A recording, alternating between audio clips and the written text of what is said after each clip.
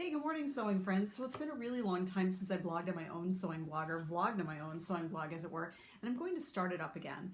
And the first thing I'm going to do on this project is I'm going to show you this sew along that I'm doing with my local fabric store using the Luna pant from Made by Ray. Now this is a Michigan designer, and we are a Michigan, my friend owns a Michigan fabric store in East Lansing, Michigan. And so that's my only affiliation. I don't work with Ray, although I do work with other sewing pattern designers. And I don't work with Seams Fabric in downtown East Lansing, except the owner is a friend of mine. So this is just entirely my own opinions, and I'm going to go ahead and share with you the sew along because I think it's a lot of fun and I enjoy doing this kind of thing. So this is a woven jogger, as you can see. This is a very drapey fabric. It's got elastic cuffs at the bottom and has pockets and an elastic waist. We're going to talk about all those various things here. It's designed for woven fabrics though. So you'll notice I pulled this out of a little sleeve here. This is how I organize my patterns in my basement. I keep them in D-ring binders in a big bookshelf downstairs. And I organize them generally by category, but oftentimes now I'm starting to organize them by designer because I have a lot of the same designers. So I'm starting to establish notebooks by designer too, which is a little weird, but that's kind of how I think of them. And I also use Trello to organize all my digital patterns as well, and I'm starting to work on some other things. So if you don't know anything about me and you want to know about all the stuff I'm talking about, you can go to Sew Paradise. SEWPARADISE.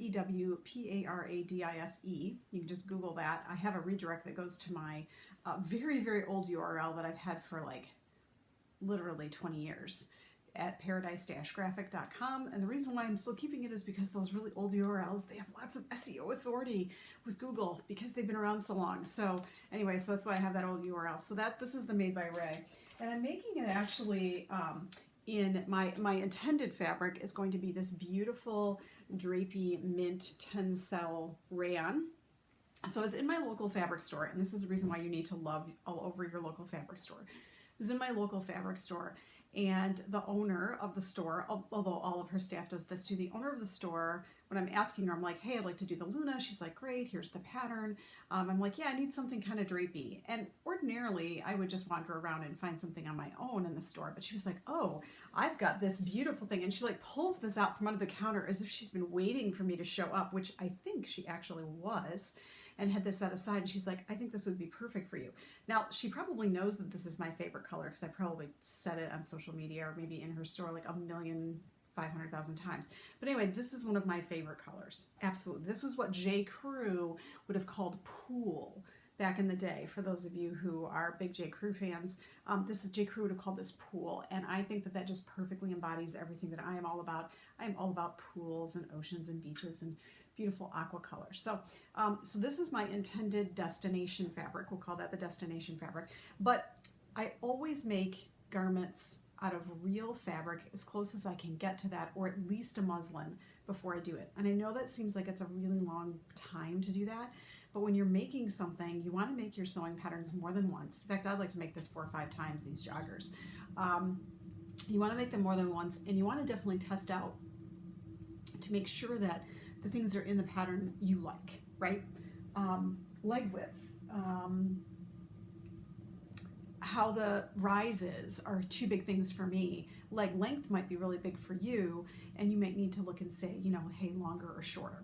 So I'm making the test one out of this really kind of cool print, but it's definitely a polyester. So I'm gonna hate these in July, like hate them in July. But I think they'll be fun in the spring and maybe on some of those cooler summer days because they're definitely polyester. They're all polyester. They're a little bit sheer, but I think with the pattern you won't see it. And this also does kind of coordinate with some of the other things I have in my wardrobe, and these would be fun kind of beachy or, you know, swimming pool pants, right? So I'm making it out of this. It's got a similar drape and heaviness to it, so I'm making it in something similar. So that's what I'm doing. I may also end up making a woven tank top out of this and make it like a little faux jumpsuit, because jumpsuits themselves, kind of ridiculous, but faux jumpsuit, all good to go. So those are my 2 things there that I'm making these pants pattern in. And then I want to talk a little bit about tracing, because the pattern comes as paper pieces when you get it in the envelope. And you tape them together because it's like, you know, 2 pieces and the pants are long. So you stick the thing together and then you cut out. Now, I don't cut out my original pattern. And I'll tell you why I don't cut out my original pattern. First of all, you never know exactly what kind of modifications you are going to need to make when you make your sewing pattern for the first time. And so consequently, I use this tracing paper that I also purchased from my local fabric store. And I trace off the pattern pieces onto the tracing paper, just exactly like it is. And you notice I'm not being entirely too finicky precise here. This happens to be the front-facing waistband, and I'll pick this one up again and show it to you when I tell you about a modification I'm making. So I do that so that the first garment that I make, which is going to be those floral ones, is going to be with no modifications whatsoever, or no significant modifications. So I'm going to measure the length of it and probably adjust it, the length and shorten line for myself because I'm a little shorter. I'm also probably going to go ahead and make a modification to the waistband, because instead of choosing the 1-inch elastic, which they recommend, I bought this for the ankle cuff, I actually chose this soft, lightweight, thick, like a soft 2-inch. Okay, so this is really thick. So this is, if you put this next to the facing, which is going to become the channel, you can see that I would have a problem because they're like exactly the same width, right? That's not going to work. I'm not going to be able to stitch this in here by the time I put a seam allowance here, and it's just not going to work. So this pattern piece, both the front and the back, need to be longer, and I'm going to lengthen them by almost 1 inch, right? So I'm going to make it just longer overall. This one happens to be the front facing, which goes like that, actually, because it's curved, right? So this happens to be front facing, so I'm going to be adding it at the bottom of that, right? Now, I didn't trace it out like that. Why? Because I don't need to. I might not make these with 1-inch elastic the next time. I might make them, or I might make them with a 1-inch elastic and not this big, thick 2-inch elastic. I'm going to do this so I can sew through the top. I can top stitch through the elastic at the end, which is what I really want in my joggers at the top. These pants don't have that. They're very simple pants, so you don't necessarily need it. You'll be securing the elastic at the side seams. They won't roll over on you, but I prefer to do that and then stitch all the way through. So that's one reason why I trace, so I can make those basic modifications. Now the other reason why I trace is that this was laying on, in this beautiful millennial pink, or exennial pink, or whatever the heck the next generation is, Z pink. This was laying on my sewing table, and my daughter came over and said, "Ooh, are those joggers?" My daughter's 14. And I said, "Yes, they're joggers." And then she saw the mint fabric next to it, and she's like, "Ooh, are those mint joggers?" And I said, "Yes." And she said, "They're for me?" And I said, "No," because she's already getting a lot of my favorite fabrics made up into other garments, and I'm just kind of sad because some of those I can't get anymore. Now, I do think there is more mint tencel from my local fabric store, so I may be able to make her a pair, but the other reason to do it is, of course, that you can make more than one size. Yay! Now, you might say, "Well, I don't need to make more than one size. I'm always going to be the same size," and that's okay, except that making modifications to a tissue pattern is a whole heck of a lot easier than making it to that thick paper, which is what this kind of stuff is. So definitely easier to do that, and then you preserve the integrity of your original pattern, and you can make it more than one size. And for those of you who have been around this pandemic for the last year, my goodness, some of us have gone up a size.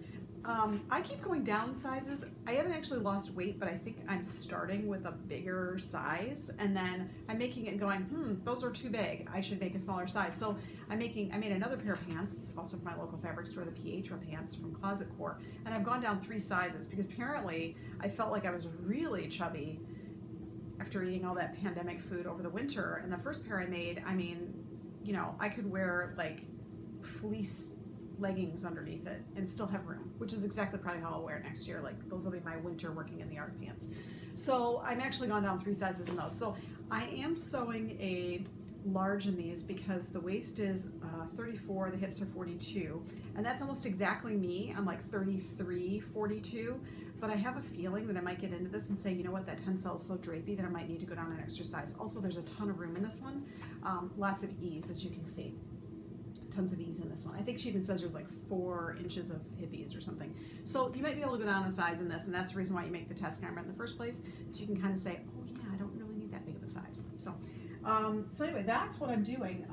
So I have some things when I trace. I just want to show you that I often use a flexible curve. This is one that my dad had for drafting, but the nice thing is this is like a firm flexible curve, so it's not like one of those super stretchy ones. But this one allows me to put it along the curved sections of the pattern and turn it into like a ruler that I can trace around. And then of course I also use a clear ruler too, so to help make the edges, like, when I'm doing my tracing. So that just makes my tracing life a little bit easier, just so you know. Those are the tools I use. I think you can get flexible curves like this at your local fabric store. You can also use a French curve too. That'll work just fine. I have one of those too that doesn't flex, but it's got all the curves on it. So those are the things I do when I do my tracing. So tracing is really important. I am team trace, even if, and the only time I don't trace is when I make a digital pattern that I've printed myself. And that is, I've printed them on my printer at home.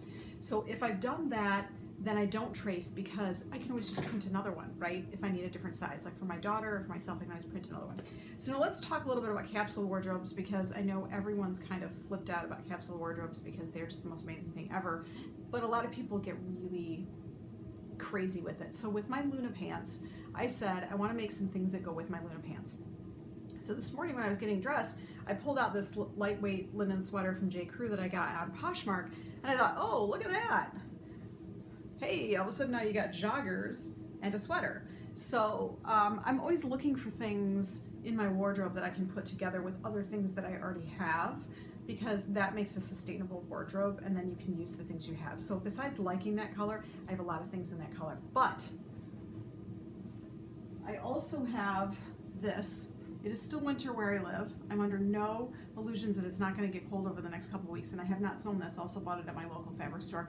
I'm making like a wide bateau funnel neck sweatshirt from a pattern called the La Magève top from Naughty Bobbin Patterns. It's a digital pattern company online. I'm making that. It's a nice funnel neck. It's got princess seams, side seam pockets, sweatshirt pockets.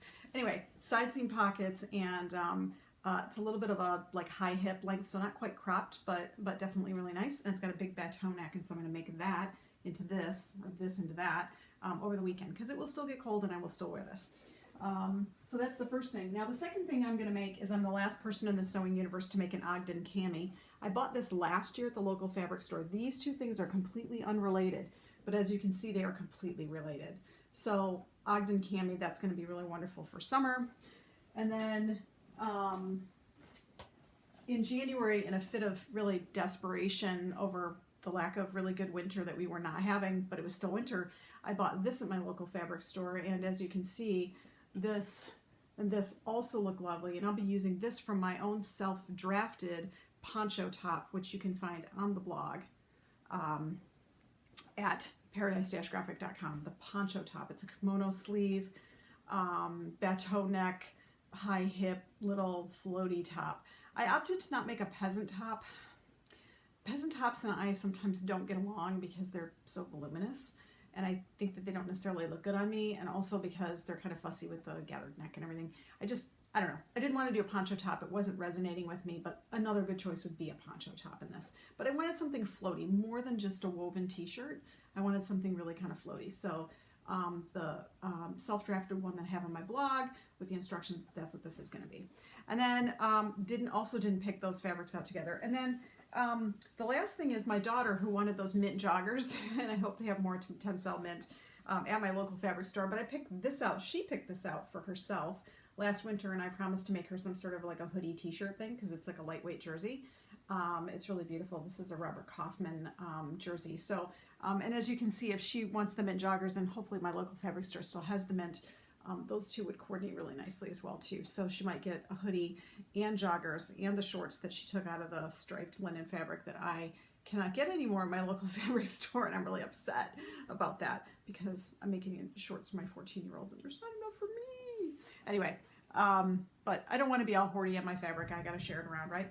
So those are the things that I'm making. That's the Luna pant pattern that I'll be making. So stay tuned. I'll be doing some more segments. So if you're watching this as a segmented video on my blog post, you'll see several videos. But I'm also going to put together a compilation at the end. So you might be watching the compilation video, in which case we're going to move right into our next thing, which is sewing our Luna pants.